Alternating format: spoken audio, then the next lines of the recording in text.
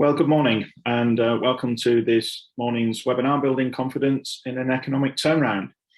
My name's Alan Ball and I'm going to be your host today, and I have a panel along with me and I'll introduce them in a moment. Just to confirm that the webinar is being recorded and that all of those who have registered will be able to access the slides at the end of this.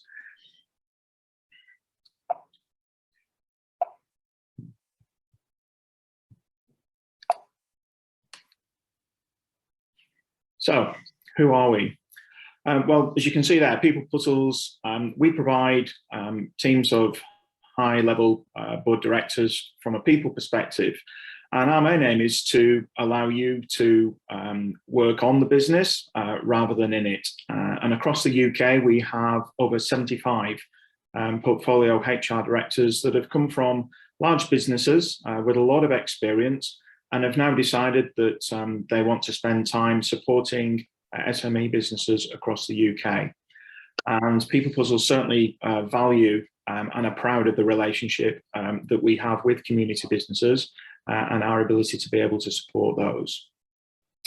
I think one of the real supporting factors that we offer as well is that critical friend and an independent advisor.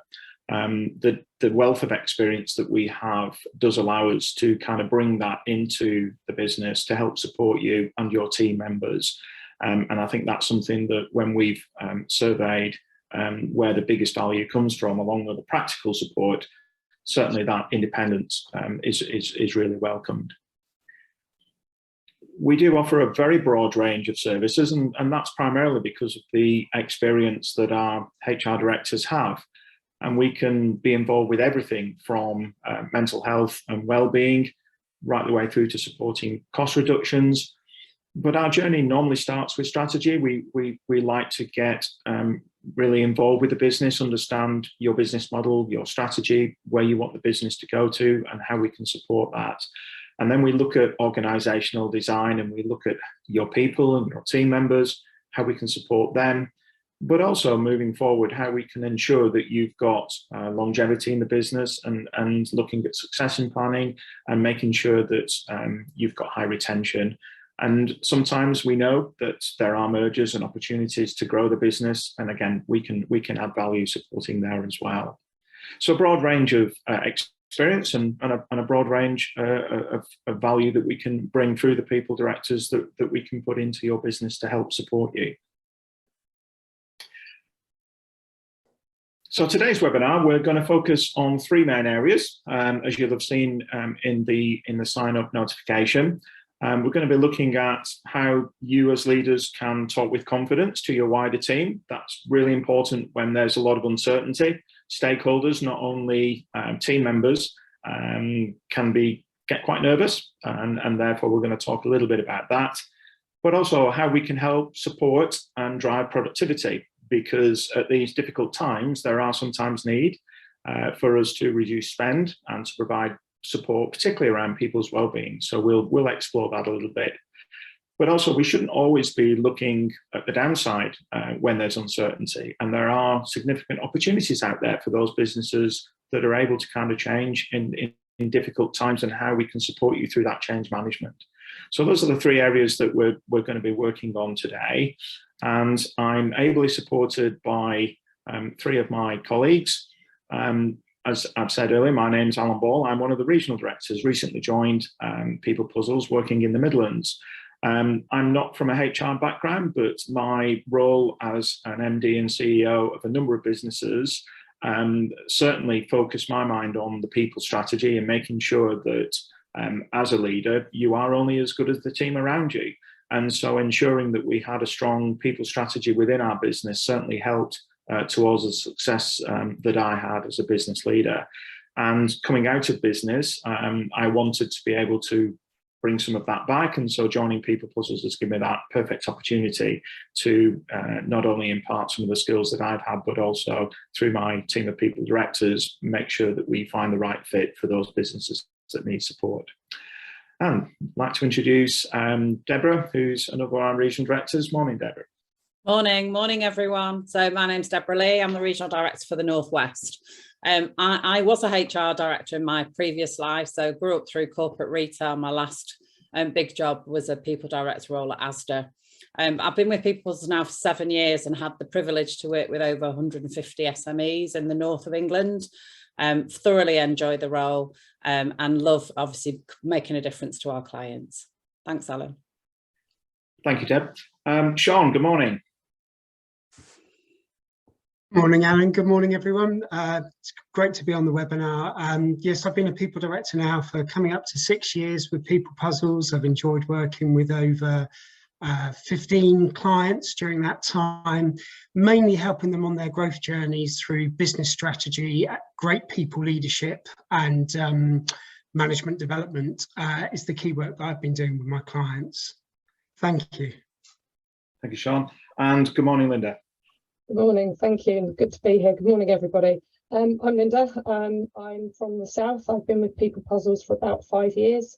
My career has always been in HR in a variety of different industries.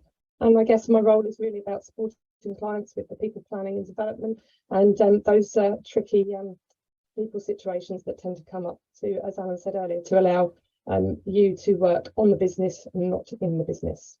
Thank you. Lovely. Well, thank you all to the panel. And what I'm going to do now is I'm going to stop sharing and we are going to move into the topics themselves. And so the first question that we had was how, as leaders, can we talk with confidence to our wider team? And certainly one of the things that I'm a big kind of proponent and supporter of is the communicate, communicate, communicate. Deb, have you got any kind of insight into that? Yeah, absolutely. So we all know that the media reporting is designed to be dramatic, and boy, has it been dramatic over the last few weeks and months. And I think, you know, that it can cause emotion in your teams. And I think one of the most important things is to try to bring some calm, logical rationale to what's going on outside and what's controllable and what's not. In times of uncertainty, and we're all aware of what's going on out there in terms of interest rates, inflation, energy costs, all the food costs were announced yesterday, and then obviously what's going on politically. So think about what's affecting your people and what are the things that will be worrying them, and just keep that line of communication open. Sometimes saying we know no more than you is better than saying nothing at all, and just trying to keep people calm. If you are secure that the business is actually going to maintain or thrive through this period, please say so. So anything you've got to say that is positive, it's really important that we share any sense of security that you may have, and equally that you balance any risk that you're aware of. Thanks, Alan. And I just wondered, Deb, as well, how can people directors support that kind of communication?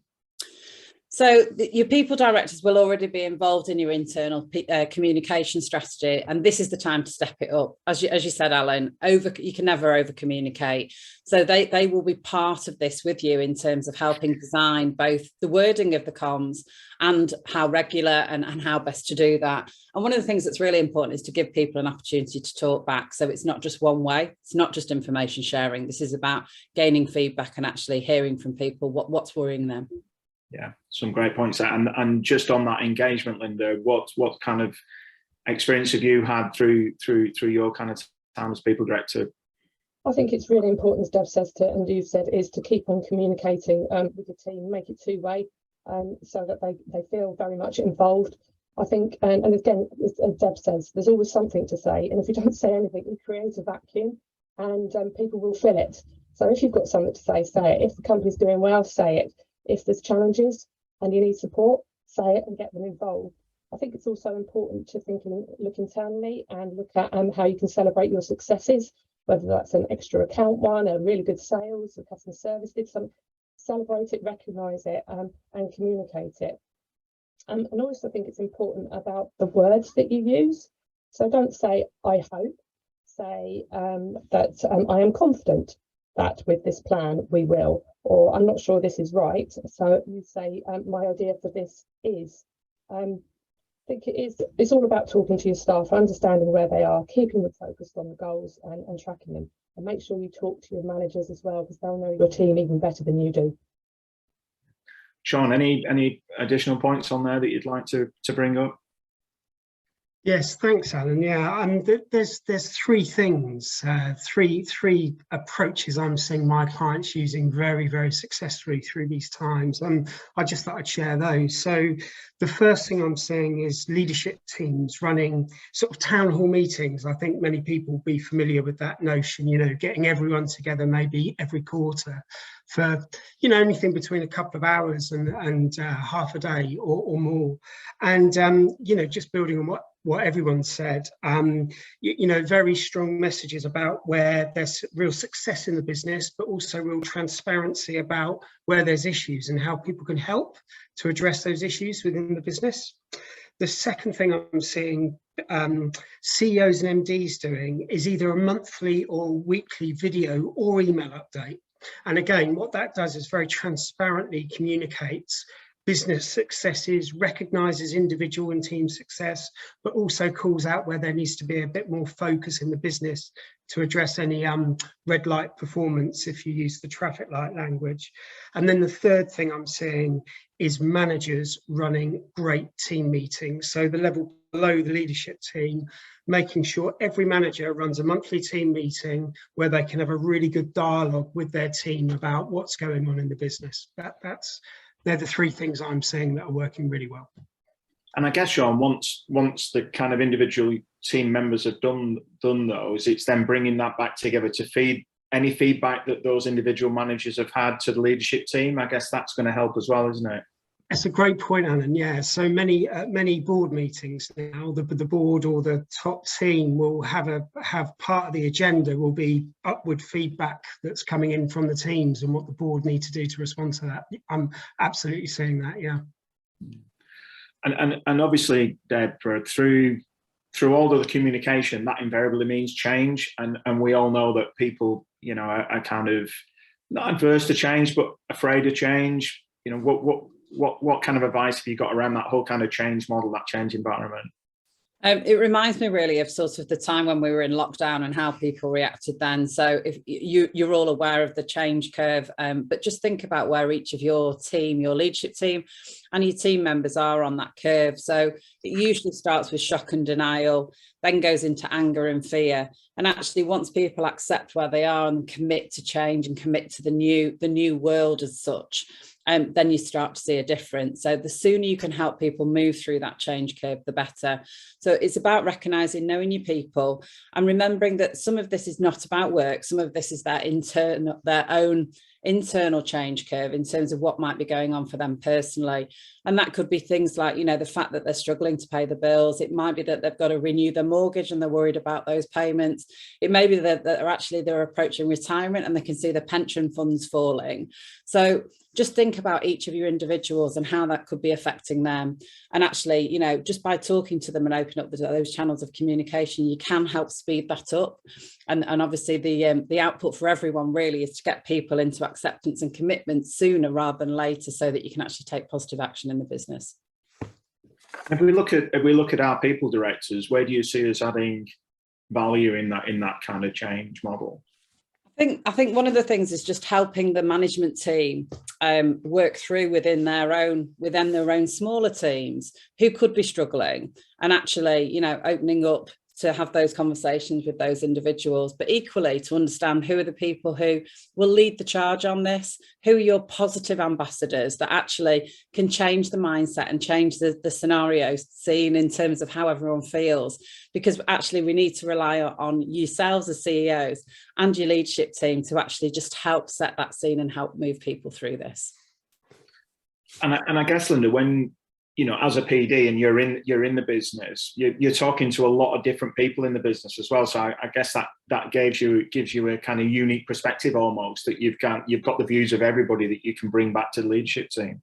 Exactly, and that's what you need to do, is feedback. You need to be very aware, obviously, of people's confidentiality and everything, but you need to understand where they are, the problems, feedback, and make a plan to with the senior leadership team to overcome that as best you can.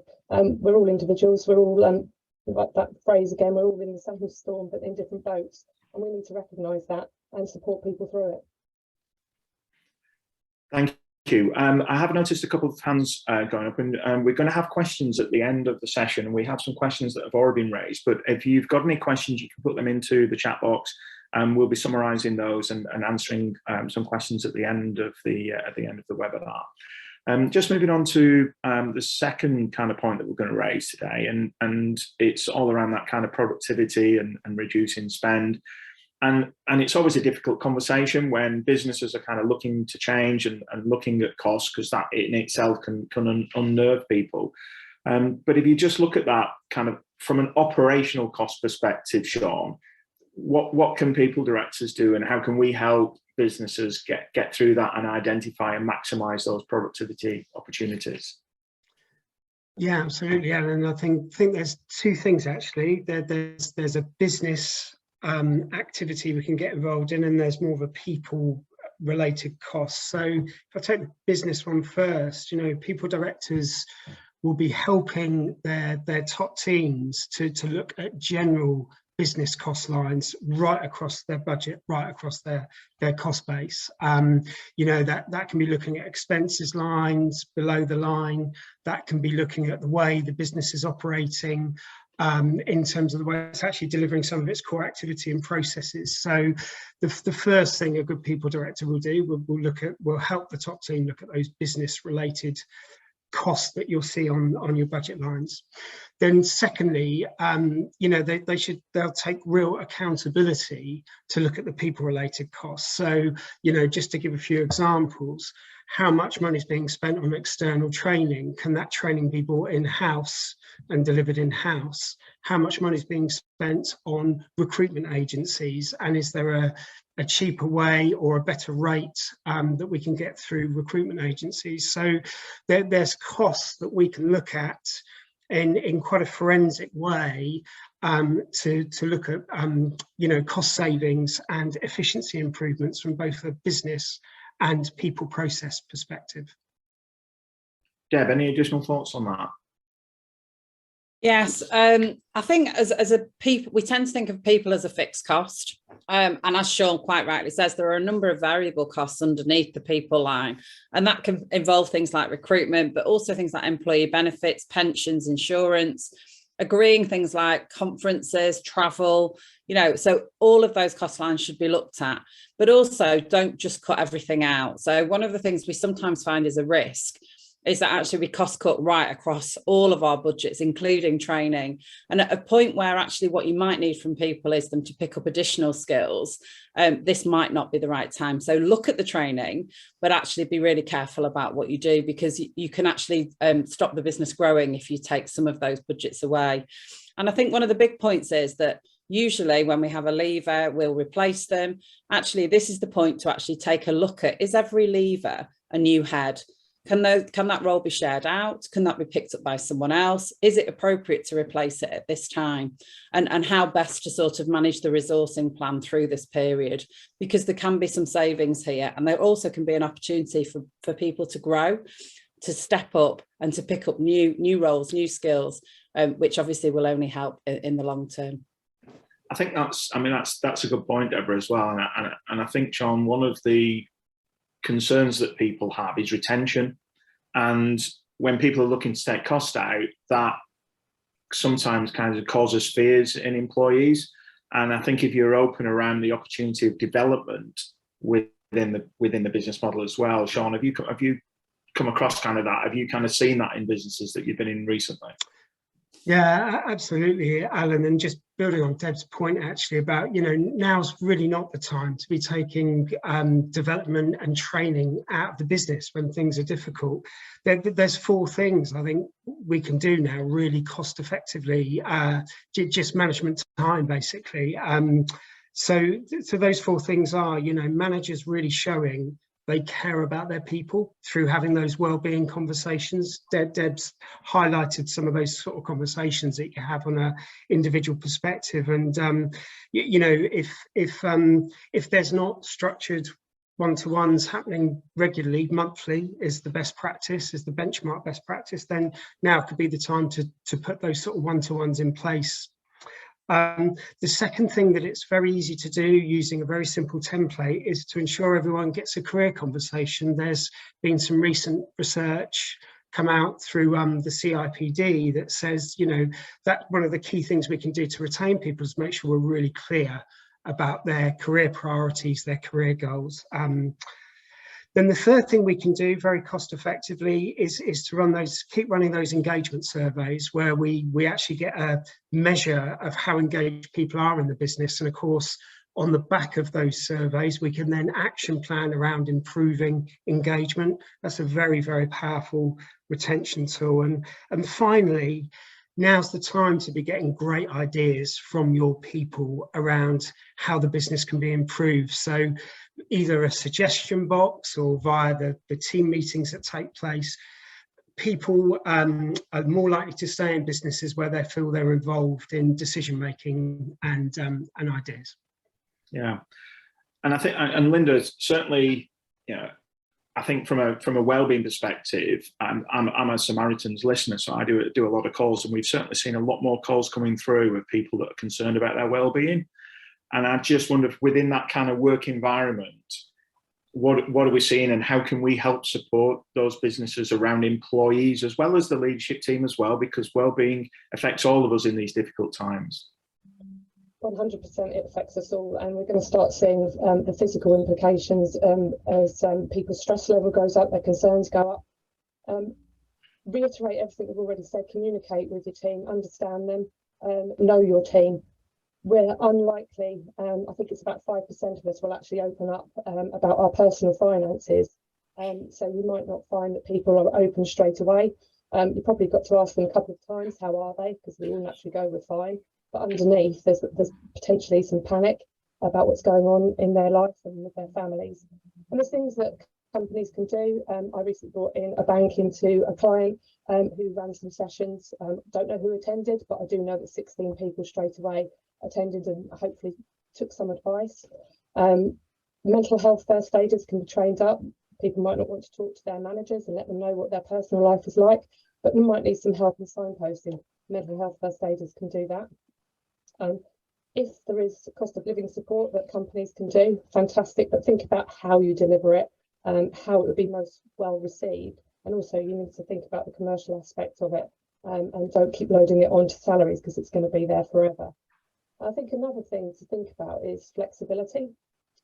People will be looking at their cost basis, and just as an example, childcare is very expensive. If you can offer somebody flexibility in their job roles, then perhaps they don't need to pay out for the childcare so much. There's all sorts of things that can be done that a PD can help support the business with, getting resilience talks, sleep talks, anything for the team to understand that the company's with them, understands the situation, and will do its their utmost to support. And not all of that needs to be expensive to the business. John, have you come across with some of the businesses you're working that kind of financial support across that whole kind of well-being piece that the businesses have taken steps to deliver? Yes, I have. Yeah, just building on, I think, something that Debs and Linda have said. So something that you can do for free, in my experience, that is you can get external organisations to come in and talk about personal finance and how to manage personal finances. That I've seen several of my clients do that, and the feedback was 90%, positive about bringing those organisations in. It's usually just a 1 hour seminar that talks through the practicalities of how you can save money day to day and the importance of pension and long-term savings. So that's a very popular mechanism I've seen across several clients. And Deb, just on the well-being side, and there are instances where employees and business leaders go beyond just the kind of need of support, and it can seriously impact on mental health. And I just wonder, as PDs and in the business, how can we help that? I think signposting in particular, but how can we help those that may be struggling a little bit more? Yeah, so obviously we've had many clients who do have an external employee assistance program, which means that obviously if people do need help, we can actually send them to the true experts, and that's great. I think one of the big things is to look out for the triggers. So it's understanding when someone's performance suddenly changes, or their appearance changes, or their contribution declines, that what are those triggers, and actually it's spotting those signs. And I think it's really important that the managers are really conscious of where each of their people are and how they're responding to what's going on. And by picking up on those signals, I think back to Linda's point, people often will brush it away, but actually it's about actually opening the conversation up and digging a little bit deeper, not necessarily, not to be nosy and not to really get involved, but to just understand how we can best help. And I think talking to people about, as a business, we want to help you do well, we want to help you be you and be the best you can be, is a really nice way in, because actually we do have a duty of care. And we need to do that in the right way. And of course, you want all of your team members to be performing at the best of their potential. So this is a win-win for everyone. But actually, sometimes we can't answer all the questions, and we do need to refer out to a specialist. And I think the people director is best placed to understand where we should be getting involved ourselves and where we should actually be referring out. Yeah, some great points there. And I think, you know, really deep and interesting subject, and I think something that we're all conscious of, and everything that we're doing. And I know a lot of businesses are supporting individuals and employees through the difficult times, which is a credit, and where that's possible, and I know that that's really welcomed.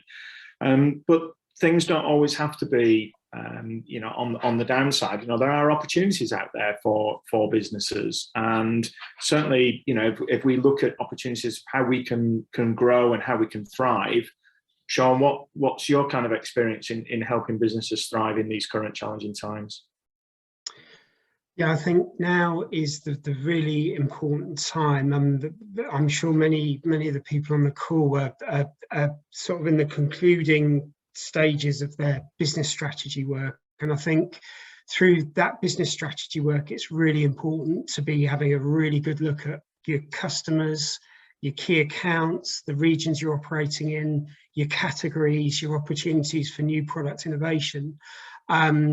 You know, these are times where there's a massive opportunity to go after market share that unfortunately companies that aren't well equipped are going to lose. So now's that time to work out when where you're going to focus that growth effort.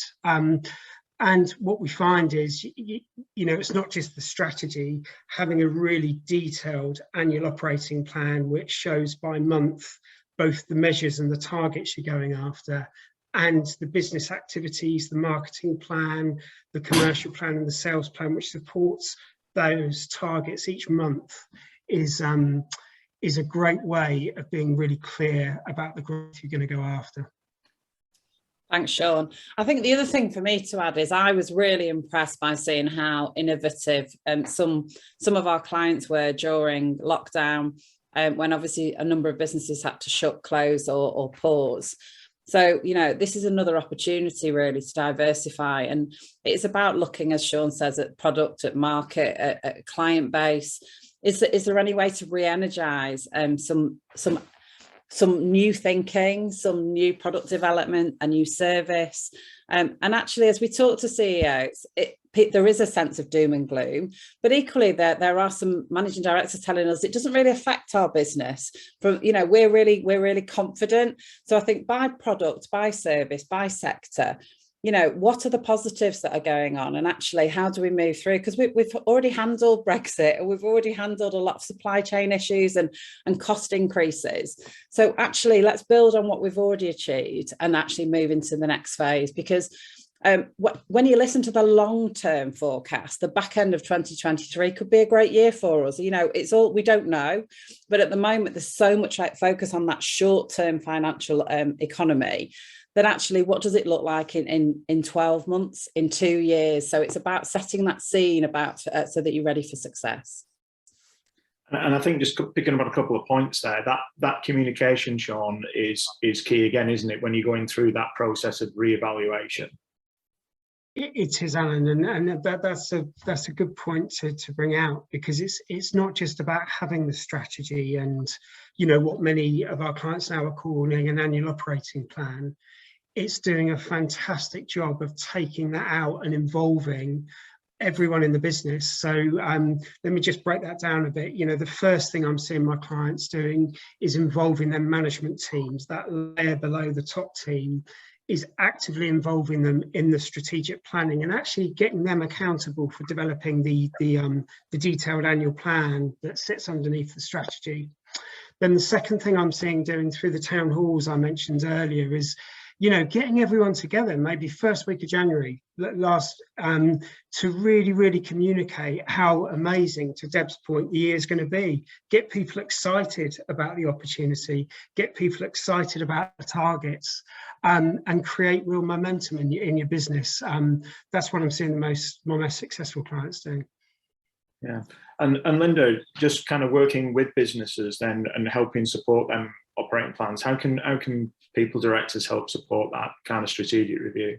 I think sometimes it's down facilitating. If people don't know how to bring it all together in the senior leadership team, then it's about facilitating it as a PD can, developing that plan, involving people in it, and ensuring, once again, as the topic has consistently come out today already, is about communication. And I also think it's about involving in your whole team. Some of the ideas will come from bottom up. They don't always need to come from top down. The guys on the shop floor are actually doing the job. They could have ideas for the future of efficiencies, which will also affect productivity. So again, it's communication, but it's two-way. And Deborah, I think as well, have you kind of noticed and had experience of opening up communication so that you invite maybe some of the employees and the managers to come up with business ideas and opportunities as well? Absolutely. So I think this is the time to do that. If you're not already in that sort of focus group, you know, enabling people to come and have a voice and increasing the employee voice. I think, as Linda says, the answers are usually in the room and the power within the team is huge. But it's giving people permission and giving them permission to come up with things that might sound a bit off the wall, that might sound a bit wacky, but actually from that idea comes the true gem that you then deal with. I think it works really well when the managers of the teams deliver those sessions and help facilitate those. But also sometimes it's worth pulling some people from across the business from different functions, because then it creates some cross-functional thinking rather than people thinking within their own area and within their own silo. So I think it can be done in a number of ways, some of which can be managing director led and some of which should be team leader led. Yeah, and I think as I kind of think about all that kind of conversation around development and the opportunities that we've had, I think it also ties into some of the questions that we've had, and there was a common theme through some of the early questions around survival. And I think that you know, what I took from that is that there is a genuine concern for some businesses that survival is a real issue. So there's three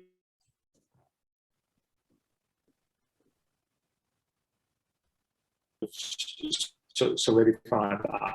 The first is reviewing the strategy. So I think, as we've said, reviewing the strategy available to us and reviewing that business plan, I think, is really important. And I think that's something that we can really kind of bring together.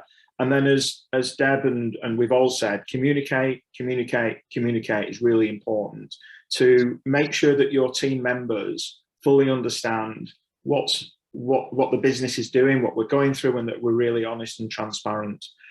And I think then finally, it's making sure that we manage our cost control, because cash is king in this environment, and managing costs and making sure that we can review the cost output and investing wisely over the next few months until we get a bit more visibility of how things are going to be. Those are the three things for me that will help businesses survive, but at the same time, make sure that they take the opportunities that are available to them. So we've had some questions, and just kind of working through some of those, we've kind of bundled them together into kind of different areas. And one kind of common thing that came through, Linda, is how do people deal with potentially having to reduce salaries and bonuses if things get really bad, and how do you get the team on board to buy into that? Well, I think, again, I have to use that word. If you've been communicating, people will understand where the commercial position of the company is. So you're already ahead of the game, because people are understanding where we are. And so it's possibly a less of a surprise. Obviously, the impact on them personally, if they have to take a salary reduction, is going to affect. So it's talking and it's planning. So you can't just go in and say, I want to take X away from you. You need to plan to know what cost saving you need to get from this. Obviously, with regard to bonuses, if they are target driven, then you're not going to be paying out because people may not have achieved their target. So that's the commercial reality of it. It is about explaining, it is about discussing the impact. You will need the consent in order to reduce salaries, and so that consultation needs to take place, and that's very much where a PD can definitely come in and support and take control. And also ask them, have they got any other ideas for reducing overheads? So perhaps the cut doesn't have to be as much, but it is, again, it's all about talking. And I'm going to refer back to the pandemic. So many people stepped up and almost wanted to contribute to make sure the business survived. I do think this situation is different, but we are all in it together, albeit slightly differently.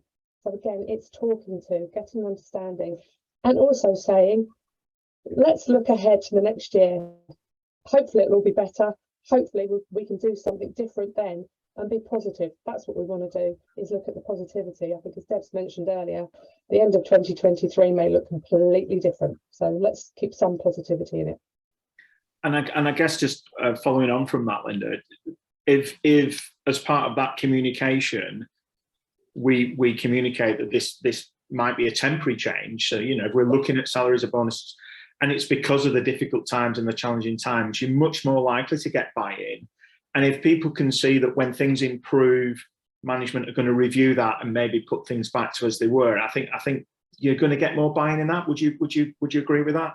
100%. It's survival at the moment, but if we survive, this is our plan for the future, and we'll be back to where we were as soon as we can. And coming out the other side, it could well be we're in a much better position. There could be bonus coming through as well.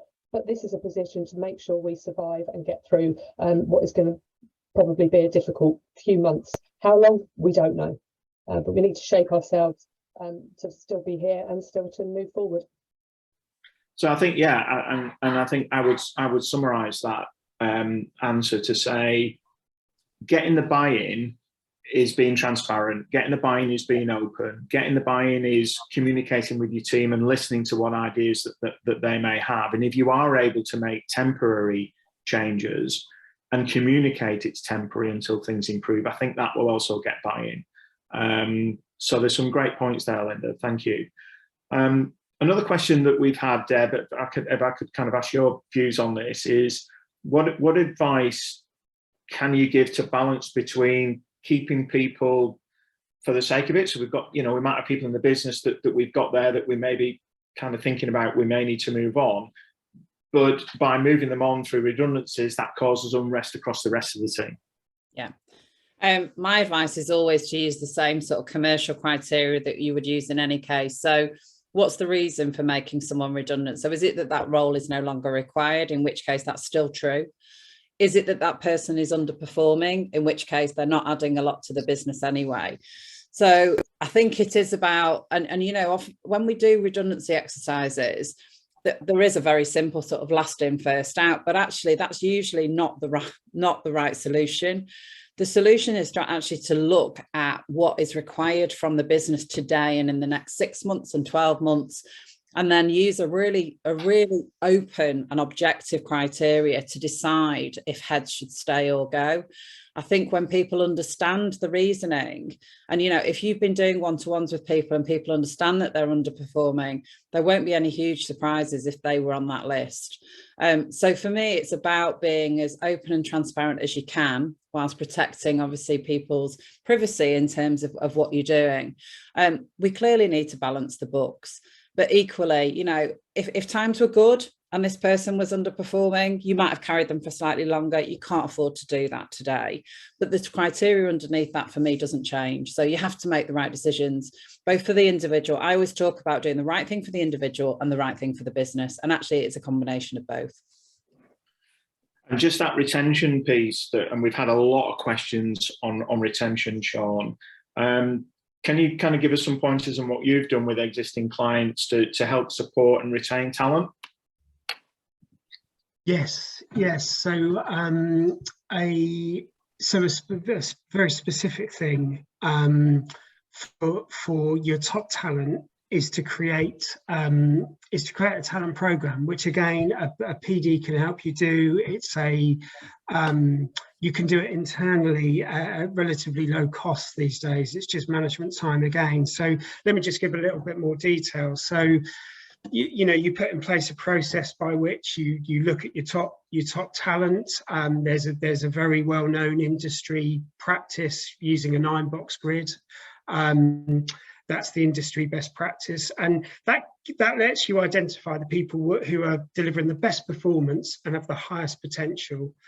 Once you've got those individuals identified, in my experience, it's usually no more than 10% of those are the people in your business.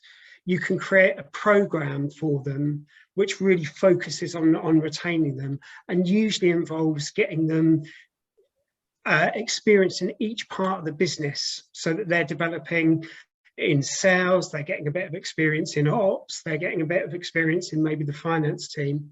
So those very focused talent programs are very effective, in addition to the generic programs that Debs and Linda have spoken about as well, which is your strong bonus schemes, your strong career development programs for all.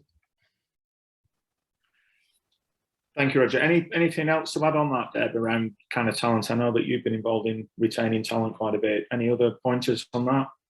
I think it's interesting because it is what's important to people. And we often, we talk about recognition and thank you, about people being recognised for the job that they do, about having career paths and seeing the long-term plan in terms of where they sit in the business.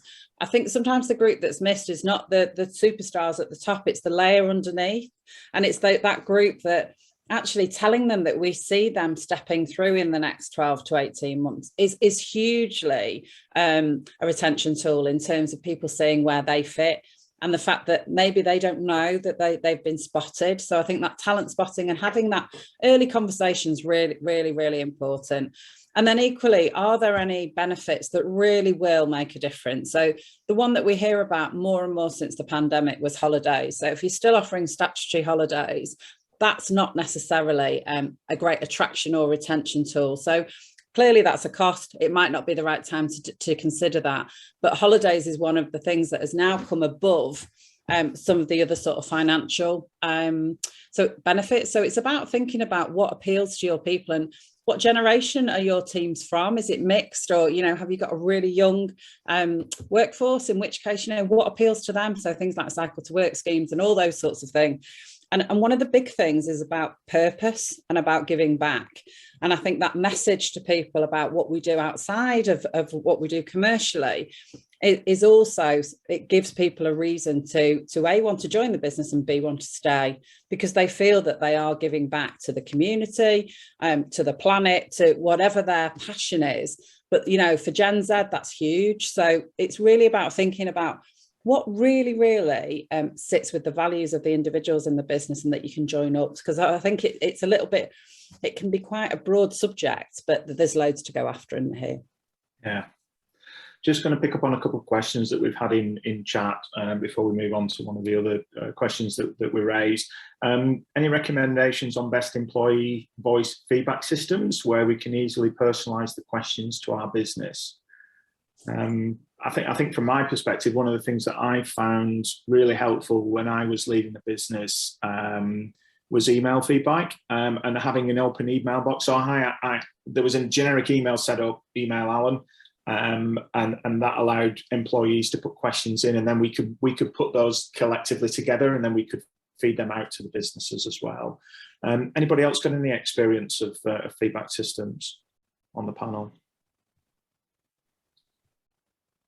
Not personally, Alan. I think we'd have to go. I think we could go out to our people direct population and probably come back with a response on this that would be probably better than us trying to answer it at this point. It's not specifically one system that I would be able to recommend. Yeah, and I can. Oh, yes. sorry, Alan. Yeah, Well, I can give an example actually and it is a community business that I'm working with. So they run a system called Tiny Pulse, which I think quite a few businesses run, and it's an online way of getting confidential feedback that you can then use within your business. So it can be confidential. It's a very powerful tool, and I think many of the modern HR systems have a module within them where you can seek feedback on a regular basis. And I think following on from that, we've had another question point raised around scores that we're getting across employees. And we've got one question that's come through, or one comment that's come through about getting overall results of 7 and 8s, and that they'll be looking for 9s and above. I think what we have to bear in mind is in this current economic climate, people are generally going to be erring on the side of caution. And I completely get the point. You're not going to be wanting 5s. And again, Deb, I think bringing a people director in is, and having a people director, that's something that we can help with that as well, isn't it? Kind of work through those feedbacks and understand where those scores are coming from. Yeah, we often do that as part of our original diagnostic, and then we can repeat that when we're refreshing the business plan on an annual basis. So for me, there's a bit about having the conversation with employees about, okay, if we rate our current employee benefits as an example at 7, what would it look like at an 8 or a 9? What would it look like? So it's actually challenging the employees to come up with some of the solutions for that gap between your 7 and your 9. Some of that you'll be able to deliver and some of that you won't. And what's really important is equally that you go back to say we can do X and we can't do Y. But often it will be either that they've seen something somewhere else in a previous life that they really liked and value, and that's why the scoring is down. Or that it might be that actually some of the, the delivery internally has dropped in terms of the standard or whatever. So it's about getting underneath what does the difference between, and a 7, it's really interesting because a 7 is a really easy score to give because you don't feel too negative, but actually moving it on to understand what a good 9 looks like is really important. And once you understand what that looks like, then you can decide how to get there. Thank you. And we've had another comment in around engagement survey templates, and certainly as people directors, we have those. It would be worth to that business. It will certainly be worth reaching out to us again on that. I think no business is too small for us to be able to help support you with those engagements. So it's definitely worth a conversation with us. And there's another point raised around measuring morale. I think weekly is probably a little bit too often. A good measure if you wanted to over the next few months, monthly, and having kind of review and changing some of the questions so that you can kind of get a good grade of morale. And I know that Sean, you've kind of done some work on that. Any kind of pointers to add on that as well? Yeah, I totally endorse what you're saying, Alan, about we at People Puzzles we use a core engagement survey of 12 questions, and what I recommend most clients do is measure that across the total business annually, but then to do a temperature check using 1 question each month. Yeah, so you're always checking in on against specific levels of engagement. Now, what's even more important though is that then that data is then used for action planning. So managers have to play a role. Once we know it's 70% or 60%, whatever the measure, it's really critical, as Debs was saying earlier, that you go back out to your people and get ideas about how you get from a 6 to a 9 on that specific element of engagement. So a regular cycle, a monthly cycle of activity is what I'd recommend. Right. Just a point that's raised here on chat as well, which is certainly worth clarifying. Linda, I think you mentioned around HSBC going in and doing some financial support and advice for the client. I think it's fair to say that people directors will have a number of organisations that we partner with that we may be able to kind of bring into the business and give that financial advice. Absolutely, and yes, HSBC will offer seminars. They run them regularly. You don't have to be a customer of HSBC to take advantage. You won't know if your team members have dialed in or not. You won't necessarily know which seminar they have joined. But I think it's really valuable that you're allowing them the time to attend if they wish. And yes, there will be other opportunities out there that the PDs could introduce your business to that is most suitable for your business, if that makes sense. And if I could just go back one step on the engagement survey, we recently did one in a client, and the feedback was the issue. It was a fantastic engagement survey result, but the issue was feedback. So we have done feedback training, we've set up different mechanisms. What's really important, as Sean and Deb said, is to go back. Don't just do the survey, take some action from it, so that people understand that the survey is valuable, and we do listen. There's a great question coming through here. We've recently moved our team into a large open plan office, but have lost the noise and buzz of a smaller space. Any ideas, Deb? It's interesting because office design has become really, really important as we've worked on getting people back into work. And I think one of the things that works really well is where you've actually got some collaborative space. So can it be refigured slightly so that maybe people are working slightly together, but then there's a space where they can come together to meet, to collaborate, and also about creating some events where everyone's together, pulling everyone together. So it doesn't have to be sort of a town hall type imparting information, but it might just be a daily 5-minute, what's going on in the world, or who's got something to share, or about recognizing someone who might use your values. So it's about creating some events that are small and regular, that create that sense of cohesion and a bit of noise and a bit of fun. And I think, find a person in your organization or the manager that actually naturally leads that sort of thing, and they'll start to develop something. So they would be my, just off the top of my head, my first ideas. Yeah, brilliant. And I think those collaborative areas are really important, those breakout areas, so that you don't lose that kind of, interaction is really important. We've got another question, another great question. How can you help me personally to keep confident, to bring the team together and bring them along? We're having success in the business, but appreciate some side advice on how to keep me fired up and showing the team the success. Absolutely brilliant question. And, having been a business leader, it's a very lonely place a lot of the time. Sean, I know you're big, on the coaching side, and a lot of our people directors are qualified coaches as well. Any kind of, ideas on that, Sean, of helping business leaders remain confident? Yeah, I think, I'd echo what Debs was saying earlier, actually. I think this is about, the everyday communication and engagement of the team in the business. So some very specific things I'm seeing leaders do.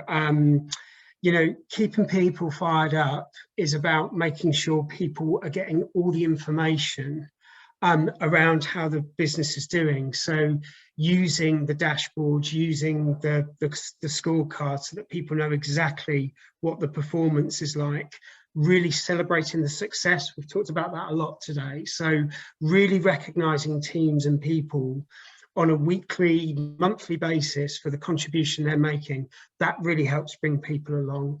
And another suggestion I've got actually is, either within teams or across a business, is having people champions in your business.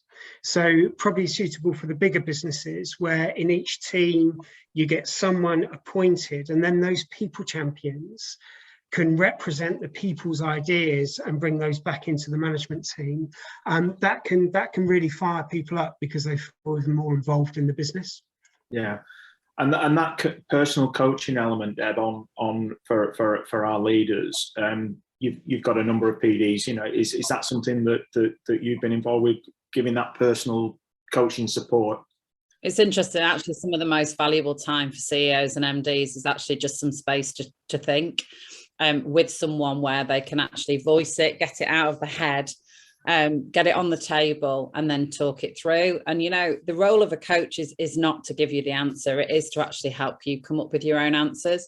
But I think actually booking in some time with the people director that's for you, that's about how you feel and how you want to express how you feel about the future, because you'll be going through insecurity at the same time. But actually working through that is a bit like waking up in the middle of the night and they say you should write it down, get it out your head. It's the same sort of thing. So for me, it's about making sure you ring fence some time for you to have a look at how you're doing and to share your thinking with someone that you trust, with your people director or with someone in the team, to allow you to sort of reshape your thinking and keep yourself upbeat, because actually everyone has an emotional bucket, and when it fills up, it's really difficult to operate at your best. So you do need a way to sort of let that emotional bucket overspill, and you know, so find that right way for you. But definitely you do need to give yourself that time. Yeah. And I think one tip that you might find helpful is something that we call savoring. Just look at the things that you've achieved in the business, even the small things, and you know, just reflect on those, of how well you are actually doing, and that will keep you motivated in between your sessions with your PD or your coach. That will help you kind of get through. Just savor the things that you're doing really well, because a lot of the time we forget those, and then it's really important to go back to them. We've had a couple of questions around getting feedback. So how do we kind of get feedback, because that's been a struggle for a couple of questions that we've had. So any ideas on how we encourage people to give feedback and ideas? Linda, any points on that, do you think? Well, you can set up various schemes to do it, and then when you do get an idea that you can put into place, make that person a champion and help them, they can lead on it. So people actually realise that it is worth putting things forward, because they can be actioned, they can be developed. And if you see one person, one idea, one piece of feedback moving, you'll get momentum, because people and the leaders and the team can see that it's worthwhile actually making that effort. You can put in small rewards as well. That encourages, if it's an idea that's going to give an efficiency or productivity. But I think it's actually about naming the people that have put forward, obviously assuming it is an idea and not a piece of feedback that's perhaps a negative thing that the company needs to work on. But right. Recognise it. It's all about recognition. And just a final question before we wrap up. I'd like some suggestions how to promote the positives and celebrate wins without staff feeling so secure they can take the foot off the gas. Great question. Always a balance. Deb, any thoughts on that? No, I agree. You know, it can feel like actually we're in tough times and all we're doing is celebrating. But I think it's all about context. So for me, it's about celebrating progress. It's about celebrating the right ideas, the right actions, the right behaviours. But actually in a context that says, you know, it might still say we're 50k behind plan, but actually we've closed that gap from 50k to 38k. So it's about still people understanding the sort of long term and where we are, and if there is still, you know, a gap to fill either on the revenue line or on the profit line, I think we need to keep that there. But actually, for me, it's about celebrating the small wins, the progress on the way, and actually about getting back towards delivering what those targets are and keeping that terminology at the you know, around the communication. Great, fantastic. Well, I think we've had some absolutely brilliant questions that have come through on the panel there, so really appreciate your questions and comments. I hope that you found this last hour of use and helpful. We've covered some great topics. I'd like to thank the panel for their contribution, and mostly I'd like to thank you all for taking your time out today to hopefully learn something and give you some great ideas to take your businesses forward. If you would like a complimentary 30-minute call for any of you that are not currently engaging with People Puzzles, or maybe you have in the past and you want to revisit, then please let us know. You've got some contact details there, and please feel free to reach out to us, and we'd be delighted to be able to help you and support you on your journey. As I mentioned right at the beginning, slides will be are being recorded and will be sent to you after this session is finished. So once again, thank you very much indeed, panel, for your contributions today. We hope you all have a successful year, and we look forward to seeing you soon. Thank you.